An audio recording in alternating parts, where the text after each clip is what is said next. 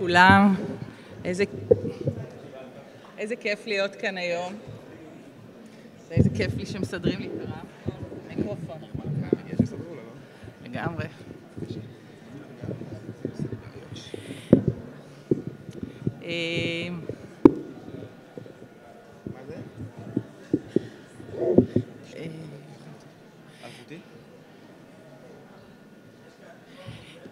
איזה יופי, כל מי שיכול היה להמשיך איתנו מהמליאה.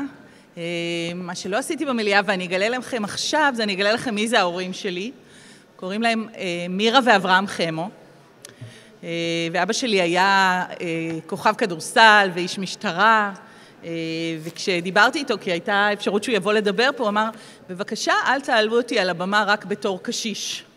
אמרתי לו, לא, יש לך כאלה חיים עתירי עשייה, שאי אפשר לשים עליך רק את הכותרת של קשיש, אבל אני חושבת שהסיפור הזה הוא סיפור נורא חשוב, כי אנחנו רוצים להיות הרבה יותר מאשר רק הגיל שלנו, או המגדר שלנו, או המקצוע שלנו.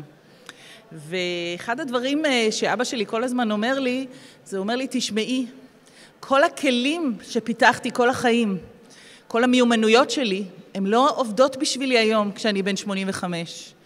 אמא שלי נפטרה כשהייתה בת 60, הוא אומר לי, אבא שלי, הוא אומר, נפטר כשהיה בן 50. מי פילל שאני בכלל אגיע לגיל כזה, לגיל 85?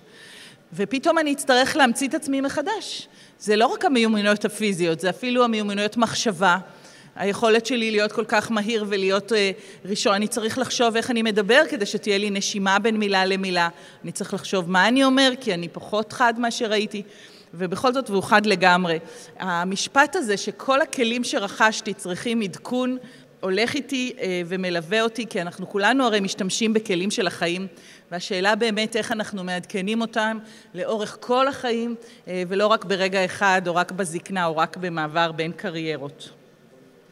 אתם יודעים, הנתון הדרמטי, שבעתיו אני חושבת שכולנו נפגשים כאן היום, זה שתוחלת החיים עולה, אבל היא עולה כל שנה ב3 חודשים, וכל שנה היא עולה קצת יותר מאשר ב3 חודשים.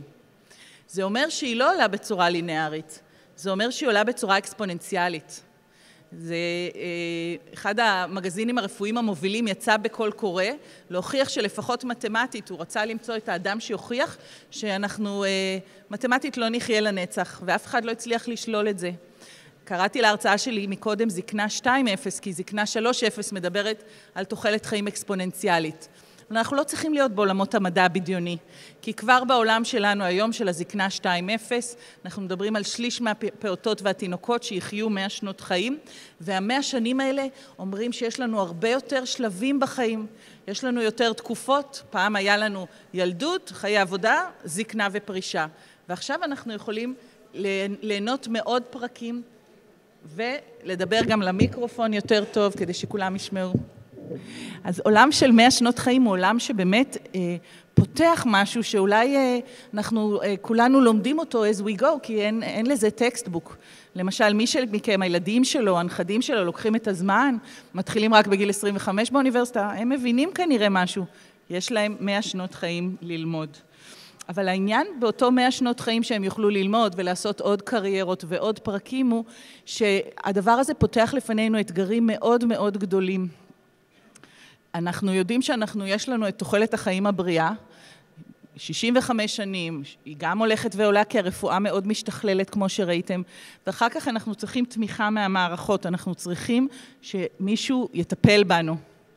והשאלות על מי יטפל בנו, איך ייראה ה-long term care, הן שאלות עמוקות ובהן אנחנו נתמקד במושב הזה.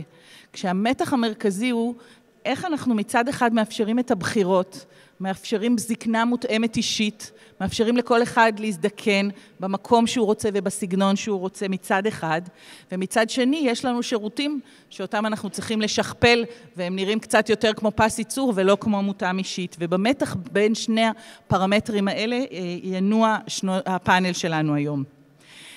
אנחנו ראשית אמורים לשלוח לכם קישור, הקישור אפילו עובד, והקישור הזה יגיע אליכם ב-SMS, ודרכו, דרך הקישור האחד, אתם תוכלו לשאול שאלות, וחלקן יגיעו אחרי זה לפאנליסטים המכובדים שלנו, ובסוף גם נבקש מכם, מכל אחד, להגיד מילה אחת שמסכמת את התובנות שלו מהיום, ונייצר מזה ביחד ענן מילים משותף. אז אתם מתבקשים להרגיש נוח עם הסמארטפונים ביד, כמובן הם מושתקים, ואתם רק עוסקים בנושא עכשיו.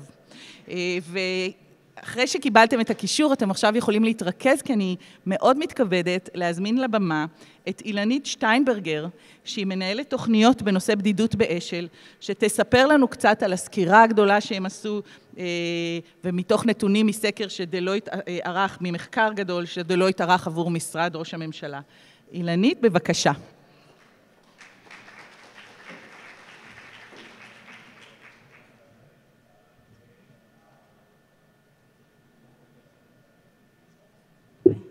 כזאת גבוהה.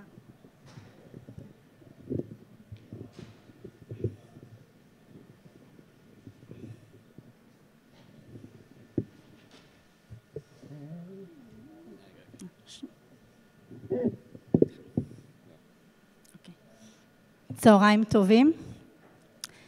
כאנשי מקצוע בתחום הזקנה, אנחנו רגילים להתקומם נגד הסטריאוטיפ הגילני שקושר את הזקנה עם חולי, עם סניליות, עם חולשה, מוגבלות וחוסר אונים. לא שומעים אותי? אוקיי. וזה נכון כמובן שיש בזקנה הרבה צדדים מוארים שהתרבות שלנו נוטה לשכוח. אבל מה לעשות? שגם הסטריאוטיפ לא לגמרי תלוש מהמציאות. ושהצדדים הכואבים של הזקנה גם הם חלק ממנה. זה אומנם מפחיד לחשוב על הצדדים האלה, אבל כולנו עתידים לפגוש אותם, אם זה אצל הורינו, ואם זה בעצמנו, כשנגיע יום אחד אל הגיל ואל השלב. בתור חברה ובתור מדינה, מוטלת עלינו האחריות לדאוג למי שחווים הזדקקות אולטימטיבית. אנשים שבלי עזרה צמודה לא יכולים כמעט לתפקד, ודווקא אלה שצריכים את העזרה הזאת, לא למשך שבועיים, גם לא למשך חודשיים, אלא לטווח ארוך. בתור חברה ובתור מדינה, נתבעת מאיתנו תשובה. איך אנחנו נערכים לטפל במי שזקוקים לנו הכי הרבה? האם אנחנו מסתפקים בלצאת ידי חובה, או שאנחנו דואגים לתת להם טיפול איכותי, מכבד ומותאם לצורכיהם? אם כך, האתגר הגדול שמעסיק מדינות רבות סביב נושא הטיפול הממושך בזקנים הוא כיצד, בהינתן משאבים קיימים, נוכל לסייע לזקן הסיעודי להזדקן בבית ולקבל טיפול לטווח ארוך, אשר יקדם איכות חיים ויאפשר יותר בחירה, העצמה והחלטה עצמית. הוא יאפשר קבלת מענה מיטבי ומותאם לצרכים האישיים, תוך התייחסות כוללת לזקן ולבני משפחתו, ויסייע במיצוי הפוטנציאל לניהול חיים עצמאיים. נשמע מורכב, אבל אפשרי. אנחנו נשמע בהמשך על מודל טיפול בקהילה בראייה הוליסטית שתציג דוקטור אלן סנדרסון מאנגליה. אבל לפני זה, רגע נחזור למצב הנוכחי בישראל. נכון להיום, בישראל יש כמעט 1,000,000 זקנים. מתוך כלל הזקנים, 24% מקבלים טיפול ארוך טווח, כלומר סיוע בפעילויות היום-יום כגון רחיצה, הלבשה, האכלה וכדומה. הרוב המכריע של הזקנים שמקבלים טיפול ארוך טווח מתגוררים וחיים בקהילה, לא במוסדות. מדינת ישראל השכילה לפתח מנגנוני תמיכה עבור זקנים שמדרדרים בתפקוד, ואפילו הייתה מהמדינות החלוצות בחקיקת הסיעוד כבר בשנת 1980, כאשר המטרה הייתה לדחוק את המיסוד, לסייע לזקנים להמשיך לחיות בקהילה. והנה ההישג שרק 3% מהזקנים נמצאים במוסדות. מה צופן לנו העתיד? שתי מגמות עיקריות שאנו מזהים בזקנה, אתם מכירים אותן היטב. הראשונה, עלייה בתוחלת החיים, ישראל ממוקמת מקום רביעי בעולם. המגמה השנייה, הזדקנות האוכלוסייה. קצב גידול אוכלוסיית בני ה-65 פלוס עולה על קצב גידול האוכלוסייה הכללית. אוכלוסיית בני ה-80 פלוס מזדקנת בקצב גבוה יותר. שיעור הזקנים מעל גיל 80 מתוך כלל אוכלוסיית הזקנים נמצא בעלייה מתמדת, וזוהי קבוצת הגיל שבה התלות הסיעודית מגיעה לשיעור גבוה במיוחד. ישנם אנשים מעוררי השראה, כמו פאוג'ה סינג מהודו, היום הוא בן 108, כאן בתמונה הוא מסיים עוד מרתון בגיל 103, אבל לא כולם כמוהו. אנחנו עדים להתגברות המחלות הכרוניות עם העלייה בגיל. הזקנים המופלגים בממוצע הכללי הם יותר חולים והם יותר מוגבלים בתפקוד. התחזיות לעתיד מלמדות אותנו על עלייה בהיקף האוכלוסייה הנזקקת לטיפול סיעודי, עלייה בתוחלת החיים של הסובלים מירידה תפקודית, התארכות משך התקופה שבה אדם נדרש לטיפול סיעודי. למעשה, הביקוש לטיפול לטווח ארוך, או באנגלית LTC, יגדל. העומס על המערכות הציבוריות והמשפחתיות של הזקן בכלל הוא בקהילה בפרט, יהיה רב ומחייב שינוי בתפיסה, במשאבים, בהספקת שירותים, באיכות השירותים, בכוח אדם ועוד. מדינות רבות כבר עסוקות בפיתוח מודלים סיעודיים לטווח ארוך. גם ארגון הבריאות העולמי פרסם בשנת 2017 נייר עמדה על הזדקנות בריאה, והוא הגדיר סדר עדיפויות שכולל בין השאר הקמה של מערכת טיפול לטווח ארוך שתתבסס על מתן טיפול איכותי ומכבד לזקן ולבני משפחתו. אם כך, הבנו שהרבה יותר אנשים יזדקקו לטיפול ארוך טווח. איך היינו רוצים שיראה טיפול כזה? לפי סקירה שנעשתה לאחרונה במשרד ראש הממשלה, מדינות רבות שואפות לאמץ מודל טיפולי סיעודי ארוך טווח, ששם את הדגש על ראייה הוליסטית של צורכי המטופל. המשמעות היא שהמודל לוקח בחשבון מכלול היבטים, סיוע בתפקוד היומיומי בפעילויות ה-ADL, גישה לשירותים רפואיים ושירותי שיקום, פעילויות קידום בריאות ומניעה, תמיכה חברתית וחיבור לקהילה, תמיכה בבני משפחה מטפלים, מודל שלא נשען בהכרח על מטפל אחד, אלא באמצעות צוותי פעילות שמספקים פתרונות אינטרדיסציפלינריים בקהילה עבור מספר מטופלים סיעודיים, תוך שיתופי פעולה ויצירת קשרים עם הסביבה הקרובה למטופל. אני מזמינה את כולנו לקבל השראה ממודל אחר ממה שקיים בארץ, מודל אשר קיים באנגליה, והוא הועתק כמו עוד 25 מדינות נוספות ממודל הולנדי שנקרא בורצ'וג. תודה.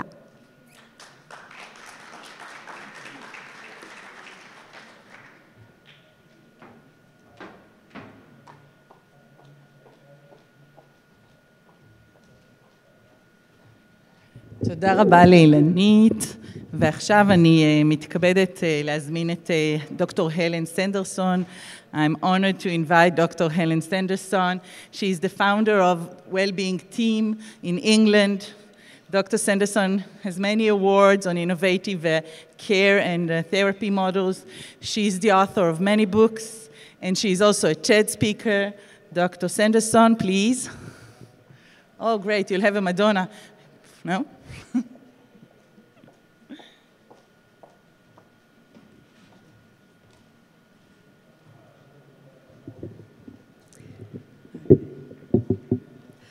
Hello, I'm absolutely delighted to be with you today and to celebrate your 50th anniversary too. So I'd like to share with you my personal story. Closer? Is that better? Yes? Can you wave to me from the back? Can you hear me okay? Perfect. This is a great audience participation to make sure you get to hear what I'm saying well.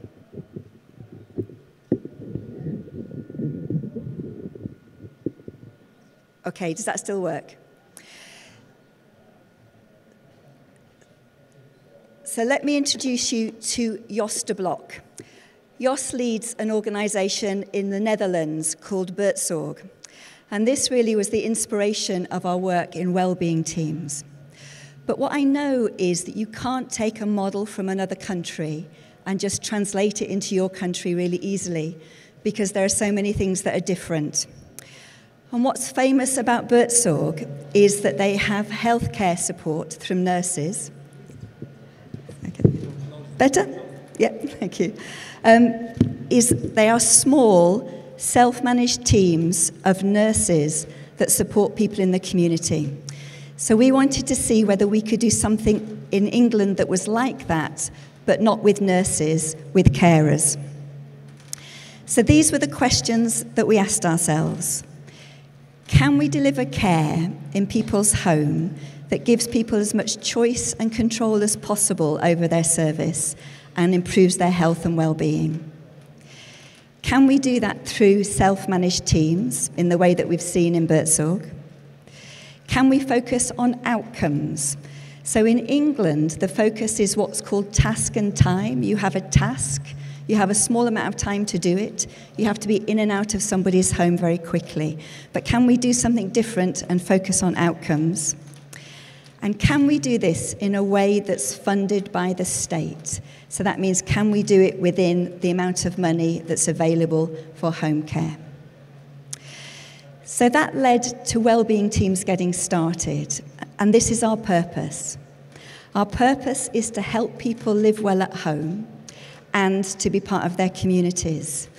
And just to be really, really clear, the work that we do is to support you to get up in the morning, support you to have your medication, support people to get dressed and get showered, and support people to have their meals.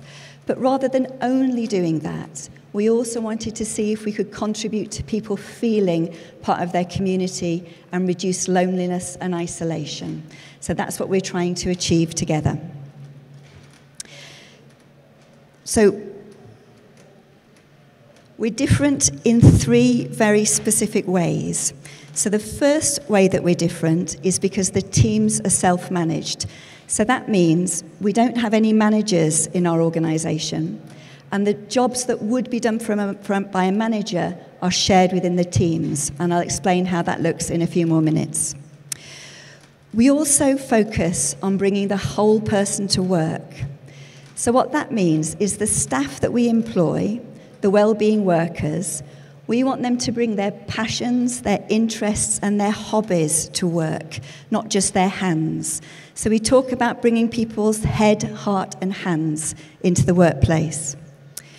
And finally, we're neighbourhood-based. So that means we work with one small community at a time. So each wellbeing team has no more than 10 people in it, and it works in a very specific neighbourhood. So what's different about how we support people? Well, the first thing is we work in ways that support people to be in control of their service and design the service around the person.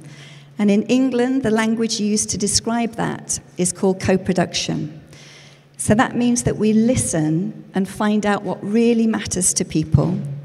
We find out what their priorities and outcomes are, and we co-design the service with them.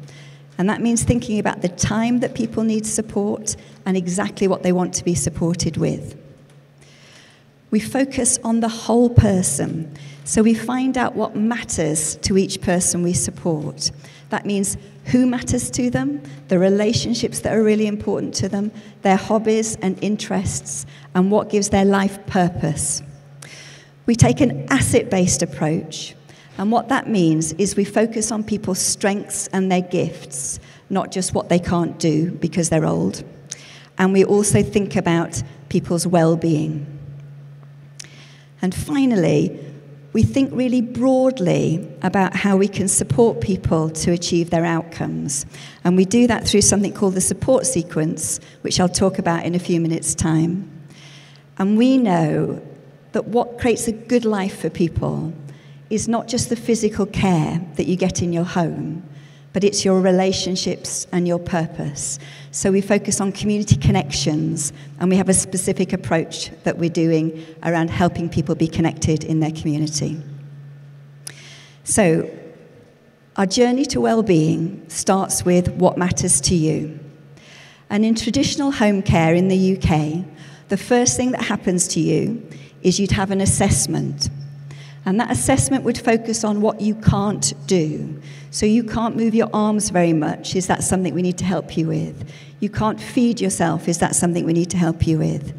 You find it difficult to go to the toilet. Is that something we need to help you with? But in wellbeing teams, we need to know that information, but we also find out what matters to you. And one of the ways that we record this is with a one-page profile.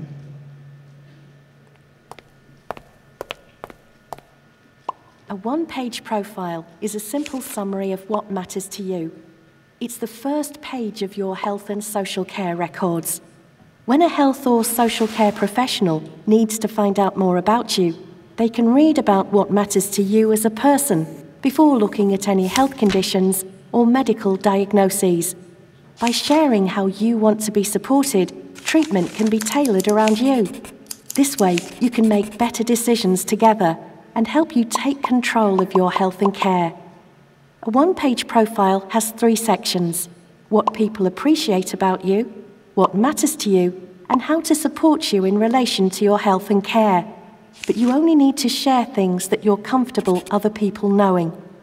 One-page profiles are part of how we're putting what matters to patients at the heart of our health and social care.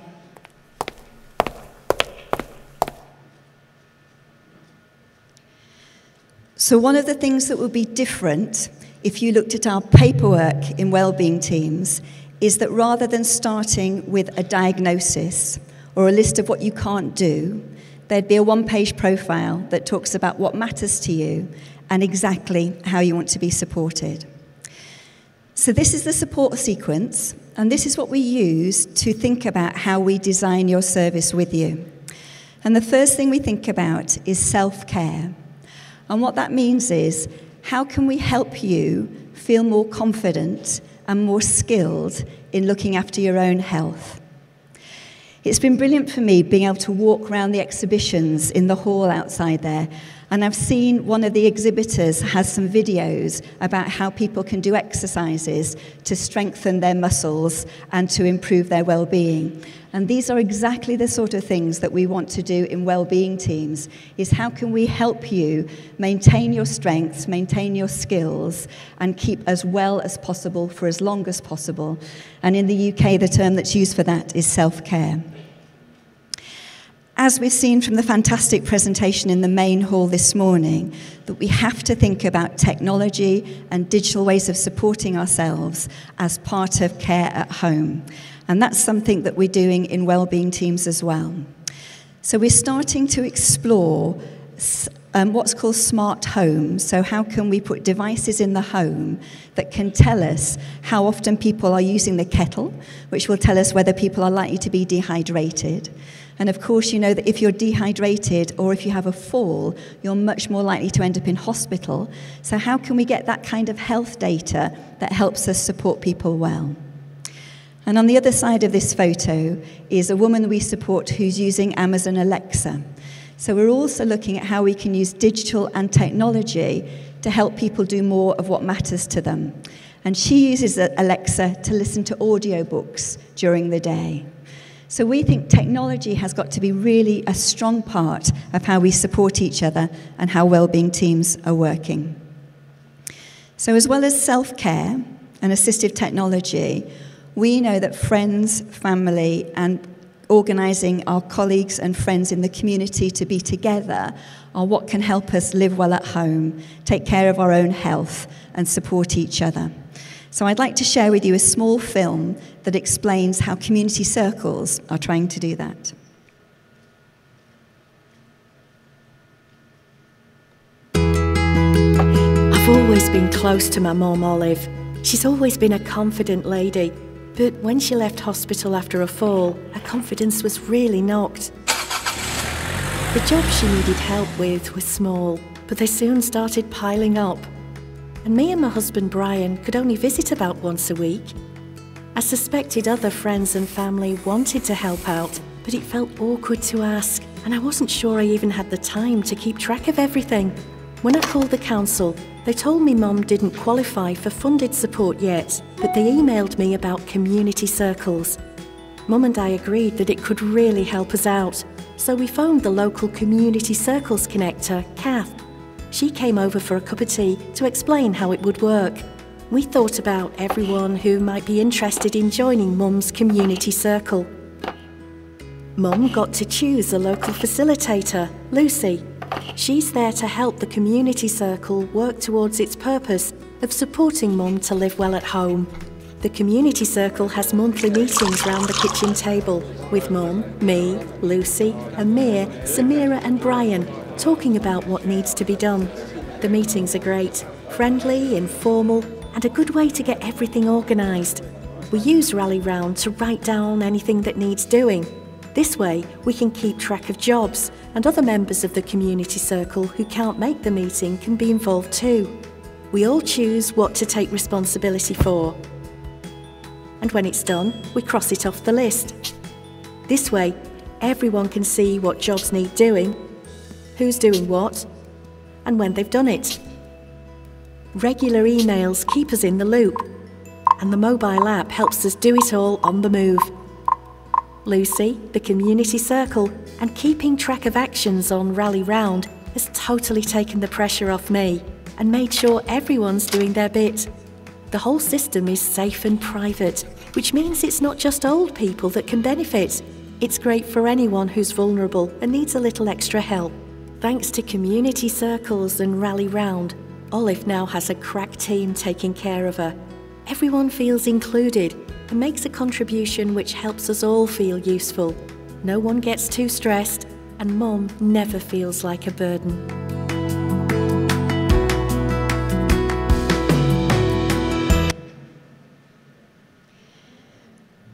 Part of taking an asset-based approach means that we look at what's available in people's lives, both their strengths, what they're able to do, but also their relationships and connections. And community circles are a way that we can organise and support friends and neighbours and family to support people to live well at home. And that gets organised through an app called Rally Round. And then finally, we want to see how we can use what's available in the local community to support people to do more of what matters to them. I'm the registered manager for Wellbeing Teams, and that means that I also go on shift and support people once a month. And once when I was doing that in Wigan, I was supporting people to get up in the morning, to take their medication, and to get dressed. And we were having a conversation about the kind of things that people like to do. And one woman I supported said, I used to love knitting, but nobody wants any knitted things anymore. And then the next person I supported, I carried on the conversation about knitting, and she said, oh, I used to knit when I was younger. I'd love to take that up again. And eventually what I found was that out of the 7 people that I saw that morning, 4 of them really, really wanted to start knitting again. So what we did is we started a knitting group for local people to come together and get knitting again. And this now happens every Tuesday, and it means that we support people to get out of the house, to come together and meet each other, and to do something that matters to them. And that's one of the ways that Wellbeing Teams work. So we know that relationships are so powerful in terms of us feeling well and our well-being. And one of the slides that we saw at the end of Michelle's presentation earlier was called the 5 Ways to Wellbeing. And one of the 5 ways to well-being is staying connected to people and being connected. And we know that being lonely is the health equivalent of smoking 15 cigarettes a day. So part of what Wellbeing Teams does is help people stay connected. And we focus on relationships. And that means we want to find ways to help people stay connected to people who already matter to them. And that's family and friends. So we can set up closed Facebook groups or WhatsApp groups for families and people to talk to each other and support them to do that. Or we can find ways of sharing photos and other information. So we're trying to use digital ways to help families and friends stay connected. Somebody we support has got 2 sons who live in Canada. And one of the things that we do is we take an iPad on a Friday night. So on a Friday, our job is to support David to have his evening meal and to take his medication. But when we arrive, we take the iPad and we set him up on Skype so he can talk to his sons for 20 minutes while we get the dinner ready. So it's how can we use technology to help people stay connected to friends and family. The other thing we do is we try and make the half an hour or the 45 minutes that we have to spend with people go as far as possible.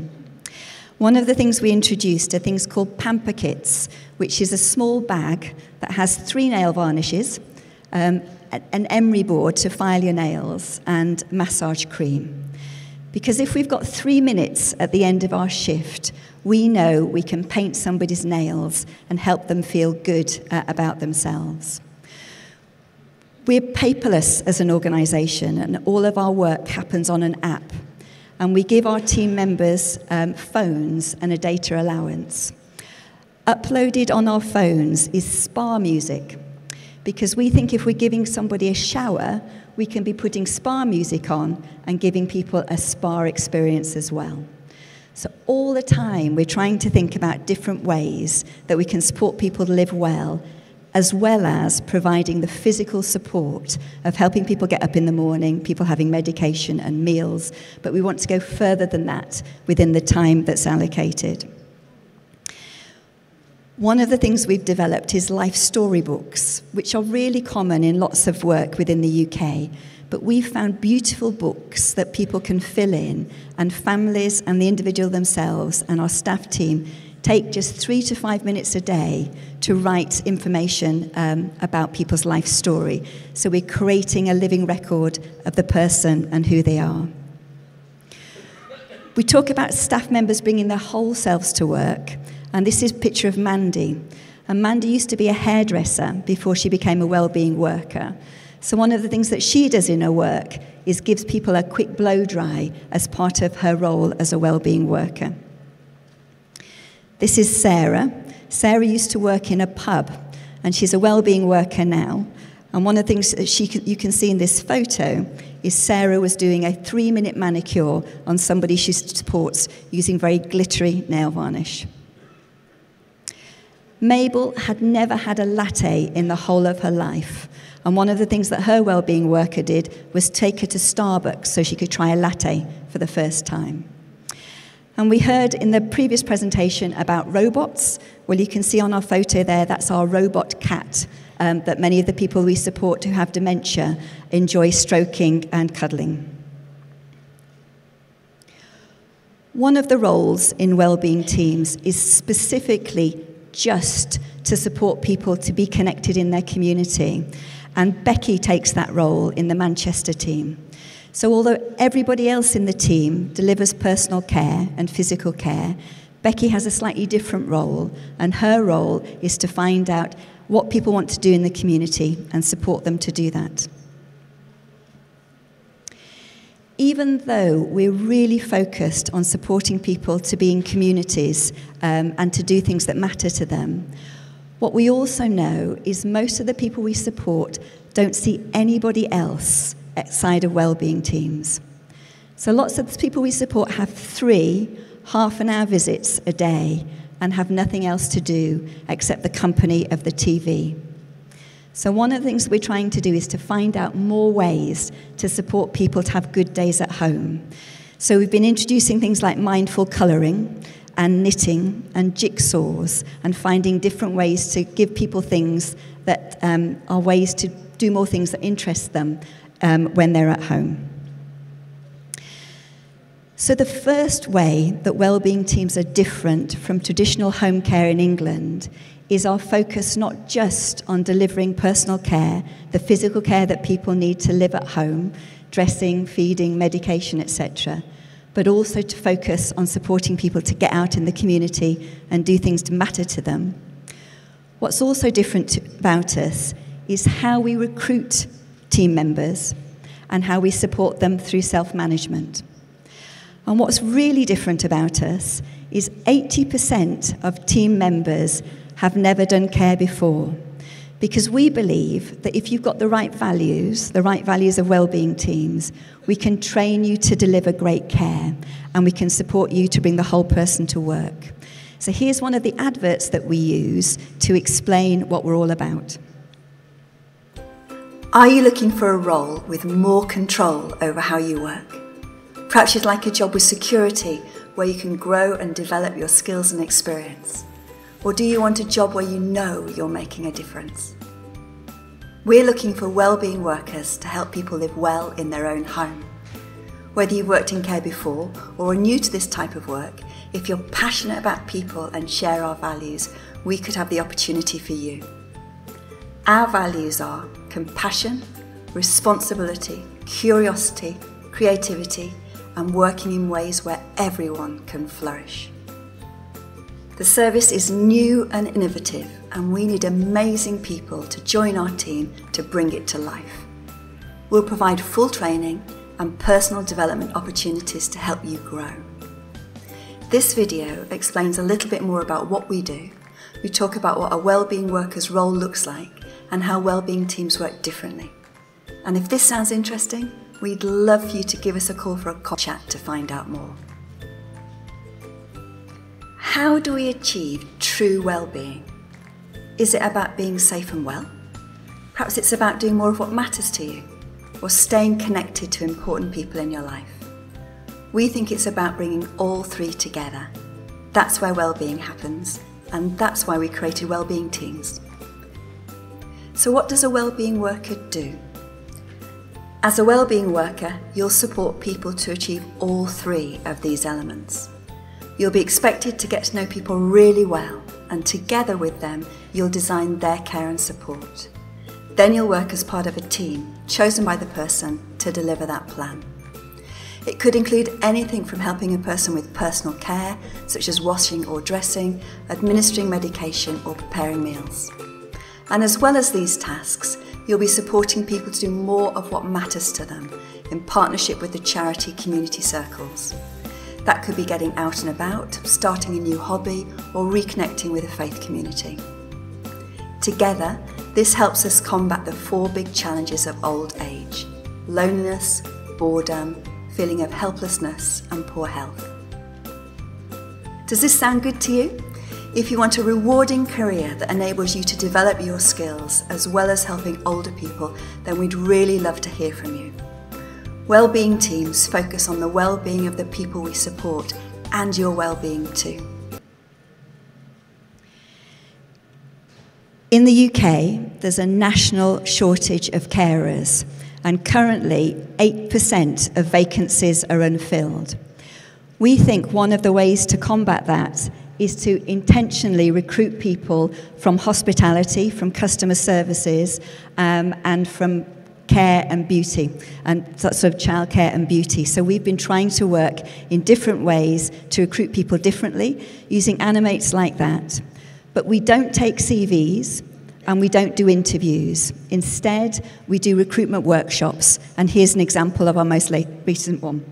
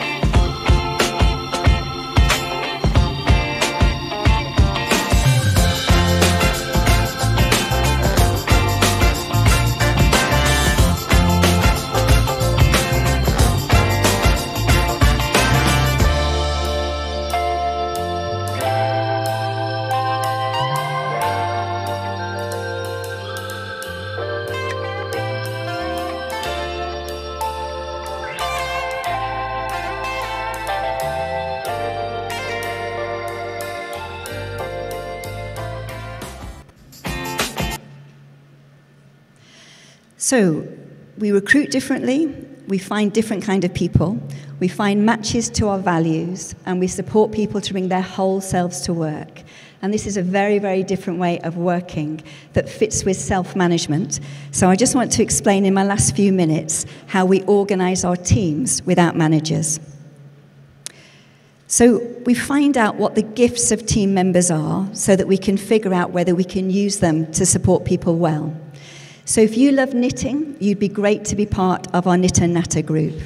If you love reading, could you help us set up a book club for people we support? Each team member has a buddy. So in this photo here, you see Michelle, who's the wellbeing leader, and her role is to coach the team in self-management.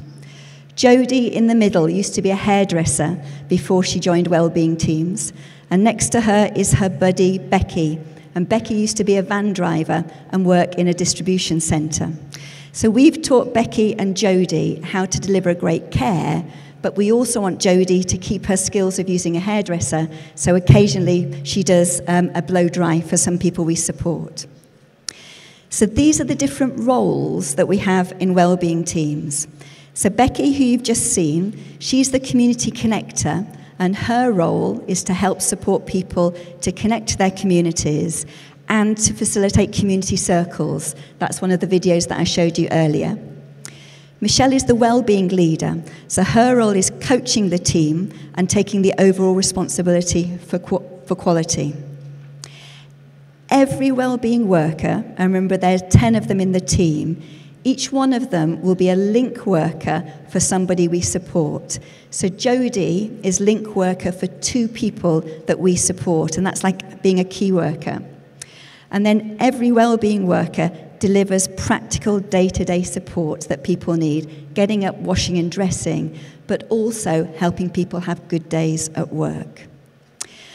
And the way that this happens is this is state-funded, and everybody we support would have an assessment from the social worker, and the social worker would allocate how many hours support that person could have each week.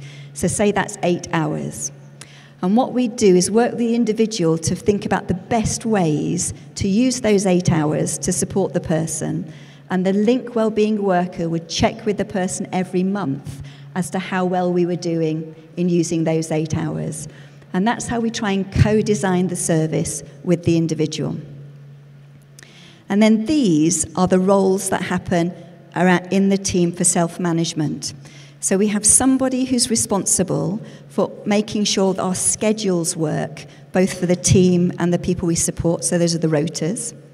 We have a weekly team meeting where we talk about everybody we support and make sure we're delivering a great service, and Patsy facilitates that. Shirley records the team meeting, she's the reporter-recorder. Becky helps us recruit new colleagues, and Jodie's a storyteller, and that's how we track stories, share what we're doing, and share on social media what it's like to be a wellbeing worker. And that's the main way that we recruit new people into teams. So in essence, this is what self-management means. Rather than your boss holding you accountable, the teams share accountability with each other to make sure we deliver a great service for people. So I've just got one short animate to share with you just as we finish, which shows the 8 different ways that self-management works in wellbeing teams.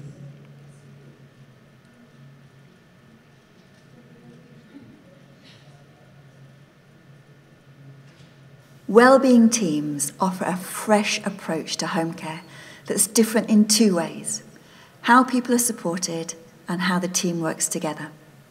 The well-being in wellbeing teams stands for both people supported and for team members. You cannot do one without the other. There are 8 ways that self-managing wellbeing teams are structured and supported. The first is the handbook and person-centered team plan. These are the 2 important documents that describe the way that the team works. Team members have a copy of the Wellbeing Workers Handbook, and each team co-creates their own person-centered team plan.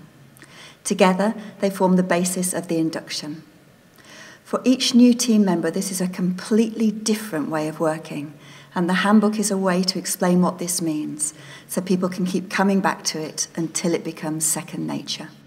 Whilst the handbook is standard, every person-centered team plan is different, as it's created by the team as their personal way of working together, and it starts through the induction. For example, a team plan will include 1-page profiles for each team member, people's individual purpose and the co-created team purpose, individual and team values and strengths, Team agreements, how we're going to work together, how we're going to give each other feedback, how we stay in touch as well. The person-centred team plan is kept updated and live in two ways, through the development sessions in team meetings and through the person-centred team review every 6 months. The second way is roles. As the team manages itself, there are specific roles that managers would have done that the team does themselves. Some of these are shared roles and others are taken by different individuals. The role that's shared in a wellbeing team is the role of the link wellbeing worker for each individual who's supported. The other roles are for meeting facilitator and development, community navigator, scheduler, that's doing the rotas, and assistive technology. The decision about who does which role is made during induction based on strengths and interests. People take roles for about 6 to 12 months, and the person who's taken the role then becomes the coach for the next person who takes the role on. The third way is coaches, and there are two kinds of coaches in wellbeing teams. There are short-term coaches for the specific roles and an overall team coach. For each of the roles we mentioned, there's a coach who has expertise in that area. For example, the community navigator role is coached by the community circle connector. This coach's role is to support the new team member for 2 to 3 months until they're competent and confident in that role. The overall team coach is the registered manager who supports the team through induction and ensures that each person is competent in their role as a link wellbeing worker and passes the care certificate. Then her role is to be available to support the team to problem solve. Team coaches are not decision makers, but they can facilitate problem solving and offer advice if asked, but the decision always stays with the team. The fourth way is buddies. Unlike the short-term role of coaches, each team member has a buddy within the team, another team member. The purpose of having a buddy is to both support and challenge each other and to provide feedback. People choose their own buddies, and together they work out how to stay connected and how often. The fifth way is various ways to stay connected. For example, the team uses the top-rated app Slack to stay in touch. Each team has its own channel for team communication, and there are also channels for people who fulfill the same roles across different teams. For example, there's a channel called Community, where the community circle connectors and the community navigators across a range of teams connect to share tips or ask questions. The sixth way is through team meetings, and the team meeting process combines positive and productive meetings and elements of the holacracy tactical meetings. So this includes a review of actions and metrics to look at team performance, updates on any changes for each person supported by the relevant link wellbeing worker. And then the two main areas of the team meeting are raising and addressing tensions, problems or issues, and a development session.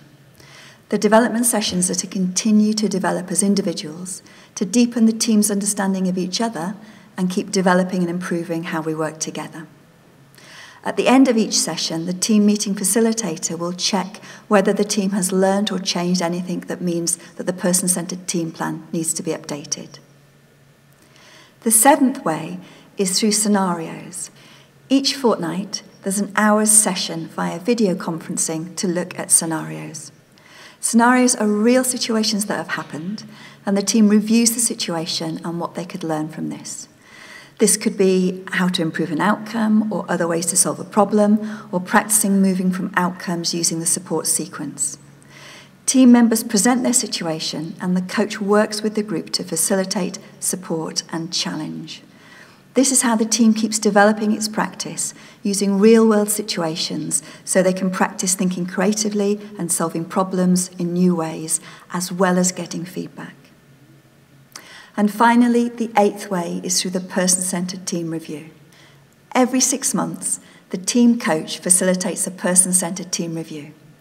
This means looking at what's working and not working from different team members' perspectives in relation to living the team's purpose, the team's agreements, roles, and processes.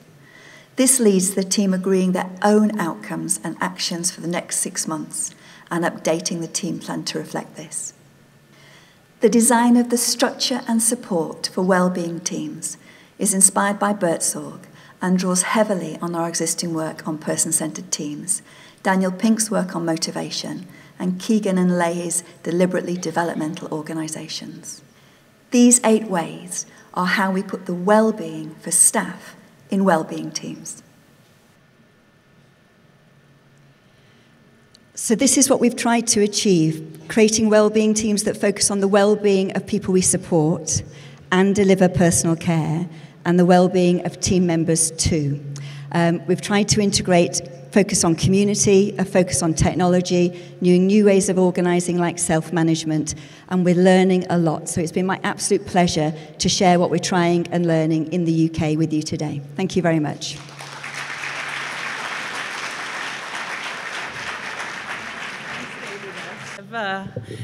Two questions, quick questions, and thank you, from the audience. The first question is, how can we, do you see any change in parameters like the burnout of the caregivers, their motivation, or other parameters like this? Yes, we are seeing significant differences in the motivation and engagement of staff. Once a month, we do the equivalent of a staff satisfaction survey, so we're tracking these metrics on a month-by-month basis, and we're seeing differences in sickness levels and in staff retention. Thank you. And second question was about the community circles. You were asked how many, how does the numbers go? How many circles per person or caregiver per person? How does it match? So there would only ever be one community circle per person, and for some people it's a very small person, it's just one person and themselves supporting each other, and then sometimes it grows up to 2, 3 or even 4 people, and we're also seeing these happening in care homes as well. So if people then move from home care to a care home, their circle goes with them. Please join us at the panel, and may I call our distinguished panel members. Please, I can speak in Hebrew now. Can you join us in the panel? אני שמחה לקרוא לחברי הפאנל המכובדים שלנו, לפרופסור יצחק בריק, יושב ראש האגודה הישראלית לגרונטולוגיה, והאמת שהמנכ"ל האגדי של אשל, מגיעות לו מחיאות כפיים מיוחדות. דוקטור מעיין כץ, סגנית השירות לריפוי בעיסוק, מרכזת תחום גריאטריה במשרד הבריאות, ברוכה הבאה. הגברת גלית מבורך, מנהלת האגף לאזרח ותיק במשרד הרווחה והשירותים החברתיים. הגברת, תעלה ותבוא, הגברת אורנה זמיר, מנהלת אגף הסיעוד בביטוח הלאומי. ואחרון, אך לא פחות חשוב, מר ליאור שטרסברג, מנכ"ל מטב, כולכם מתבקשים לעלות לבמה.